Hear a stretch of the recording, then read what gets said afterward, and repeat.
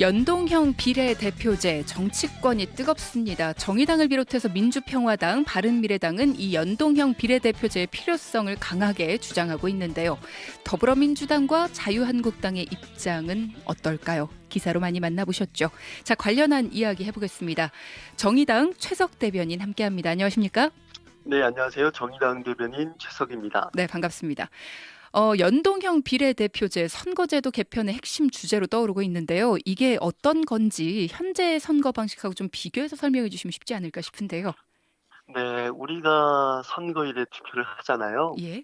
그러니까 우리가 투표하는 방식은 바뀌지 않습니다. 연동형 비례대표제로 바꾼다 해도 네. 그러니까 일단은 그 표를 의석으로 전환시키는 방법입니다. 두 가지 방법이 있는데요. 단순하게 표를 많이 받는 사람을 당선자로 결정하는 다수대표제가 있고요. 네. 정당별 득표율에 비례해서 당선자를 결정하는 비례대표제가 있습니다. 네. 이 두 가지를 섞는 게 혼합제 방식인데요. 네. 이 혼합제 방식 중에 지금 우리나라 방식인 병립형이 있고 독일이나 뉴질랜드가 사용하는 연동형이 있습니다. 이 병립형 비례대표제는 지역구 다수대표제와 비례대표제를 독립적으로 운영하는 것을 말합니다. 독립적이라는 말은 다수대표제하고 비례대표제가 서로 영향을 안 미친다는 건데요. 지금 현행 우리나라 제도입니다. 그 연동형 비례대표제는 말 그대로 다수대표제와 비례대표가 서로 영향을 주고받는다는 겁니다. 네. 예를 들어서 국민들께서 이 총선에 정의당에 준 정당 득표율이 7%라면 네. 국회의원 300명 중에 21명을 정의당에 준다는 겁니다. 예를 들어서 지금 현재 정의당 국회의원이 5명인데 네. 이분들이 다 나가서 지역 후보로 당선된다는 거예요. 그러면은 21명, 7%를 받았으니까 21명이겠죠. 네. 그 21명에서 당선된 지역 후보 5명을 먼저 뺍니다. 네. 그러면 나머지 16명을 비례 후보로 채워준다는 거예요. 그럼 이것이 바로 국민의 의사와 정확히 맞아 떨어진다는 거죠. 이 방식을 연동형 비례대표제라고 합니다. 그러니까 현재 총선에서 두 장의 투표용지를 우리가 지금 받고 있는데 의원을 네. 뽑는 거랑 정당을 뽑는 게 있잖아요. 그렇습니다. 예, 네. 그러니까 정당을 뽑는 것에 조금 더 힘을 실어주자라는 거죠. 그렇죠. 조금 더 힘을 실어주자는 말보다는 그 민심이 그대로 정확하게 정의당아 너희들 7% 정도 너희들에게 지지해 줄게. 네. 그럼 7%를 온전하게 그대로 준다는 거죠. 이런 게 필요한 이유는 뭐라고 생각을 하십니까? 일단은 혹시 우리 사회자님께서 지금까지 투표를 다 하셨나요? 네, 저는 한 번도 빠지지 않고 다 했습니다. 방송 때문에 힘드셨을 때 대단하네요.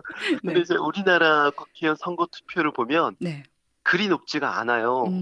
18대 46%, 19대 54%, 20대 58%입니다. 네. 그 이유가 혹시 뭐라고 생각을 하시나요? 이런 이야기를 드려도 될지는 모르겠지만 뽑을 사람이 없다라는 이야기 많이 하죠. 정확한 얘기입니다. 예. 시쳇말로 그놈이고 좋은 놈 나와봐야 그놈한테 표 줘봤자 안 될 거 뻔하다는 겁니다. 그러니까 투표할 맛이 안 나는 거죠.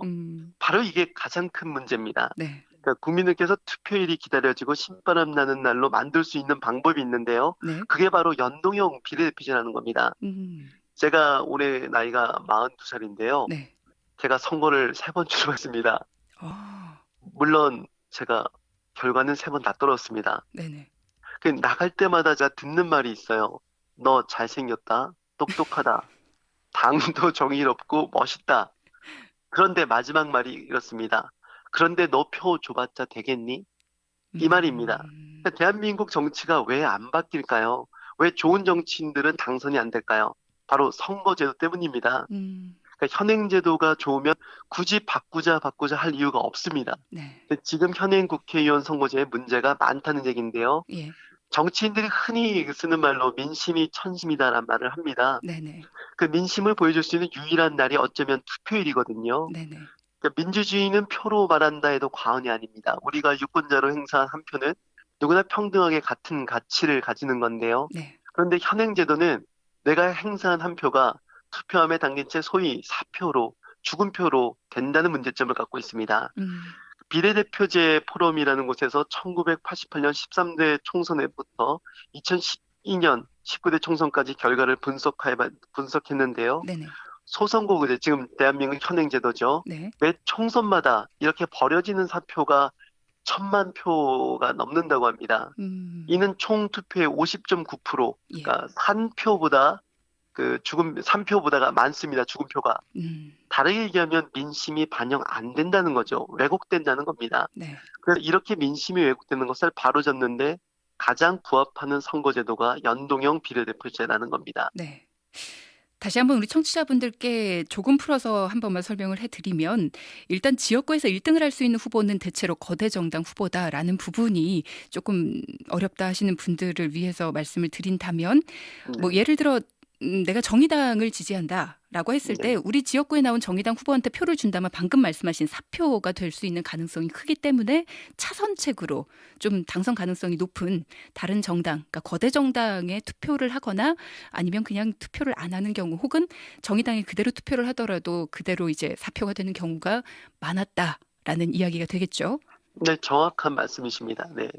그런데 이제 연동형 비례대표제에 대해 반대를 하는 분들의 경우에 초과 의석이 발생해서 의원 정수가 늘어나는 부분을 많이 걱정을 하시거든요.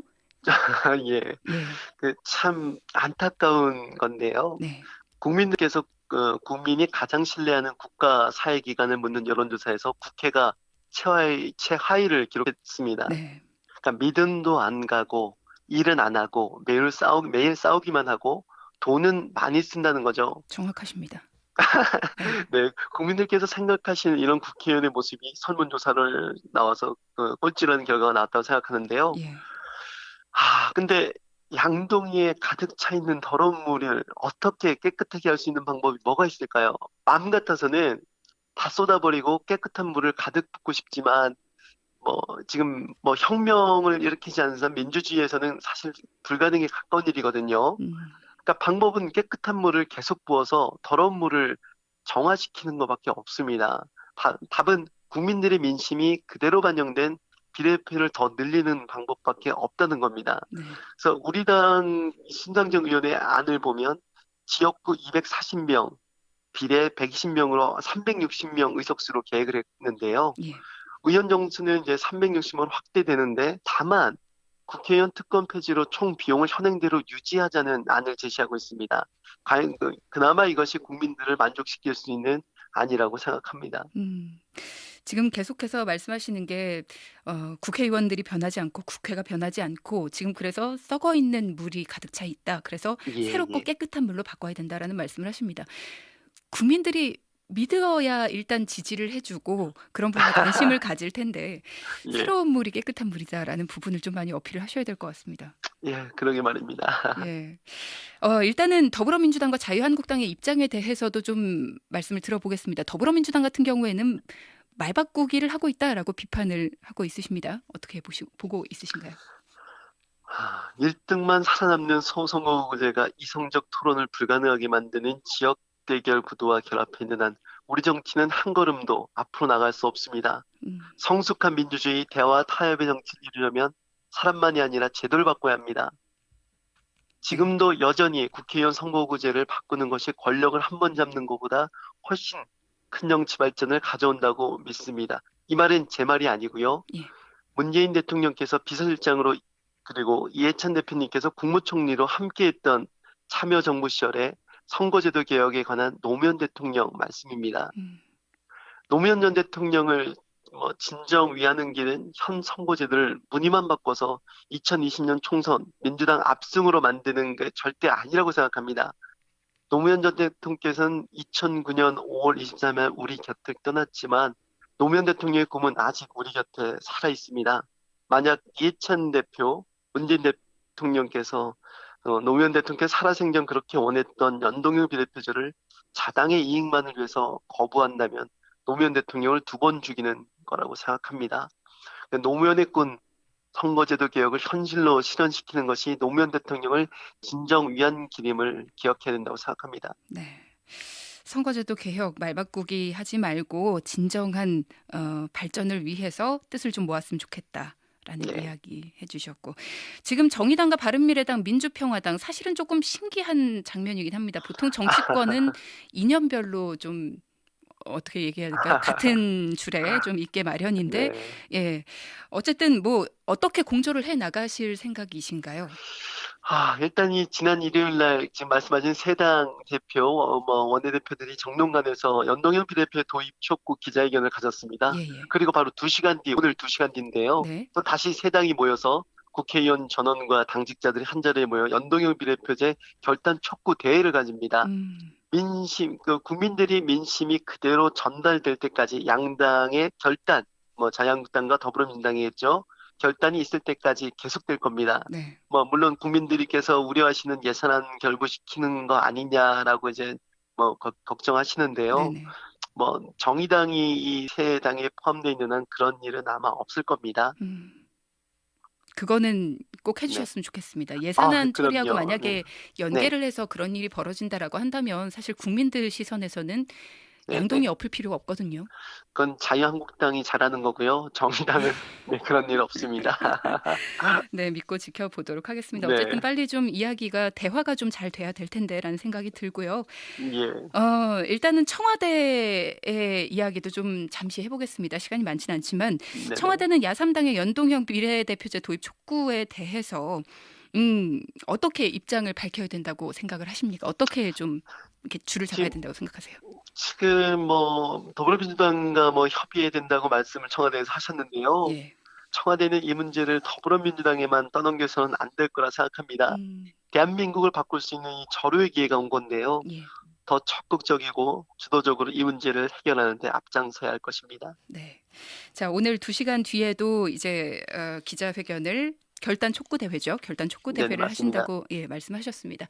자, 마지막으로 청취자 분들에게 그리고 또 이 방송을 지금은 안 듣고 계시면 나중에 또 다시 듣기를 통해서 찾아 들으실 우리 국민 여러분들에게 한마디 해주시죠. 이 연동형 비례대표제에 대해서 강력하게. 일단은 먼저 국민들의 신뢰를 못 얻게 한 정치, 국회가 죄송하다는 말씀을 드리고요. 일단 근데 아까도 얘기했지만 그놈이 그놈이다 라고 포기하시면 안 되고요. 그 안에서 분명히 정도를 가고 있고 지키고 있는 정치인들을 보시고 그 사람들이 바로 우리 국민들을 대표할 수 있게끔 발판을 마련해 주시는 게 바로 연동형 비례대표제라는 걸 아시고 많은 지지 부탁드리겠습니다. 감사합니다. 네, 감사합니다. 오늘 정의당 최석 대변인과 함께했습니다. 고맙습니다. 감사합니다. 네.